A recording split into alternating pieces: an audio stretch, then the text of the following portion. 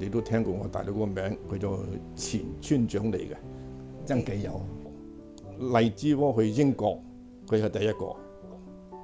咁佢咧第一份工係我記得佢就去好似間 supermarket 咁樣嘅咧，班館啊咁啊。咁嗰啲就做鬼佬生意嘅。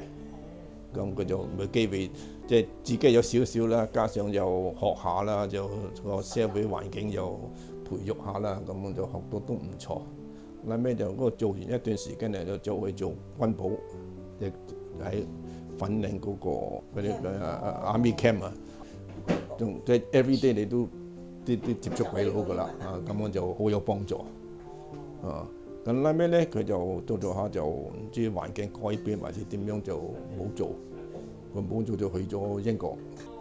嗰陣時去英國好簡單嘅啫嘛，寫張紙佢叫 confirm， 佢嚟到咧你要俾份工佢做，就咁樣講就得噶啦。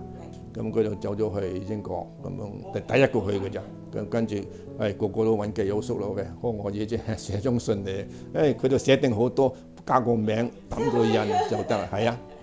嗰陣時就啲人咧就實在就好嚮往過埠㗎，講起上嚟，好嚮往。你香港乜唔到食啊嘛，咁就好多人屋企失業，咁樣就當失業就冇錢啦，係嘛？呢個阿哥唔係喎，佢寄磅紙翻嚟嘅喎，寄一磅翻嚟，當時一磅嗰個價值好似即係轉到港幣16蚊嘅喎。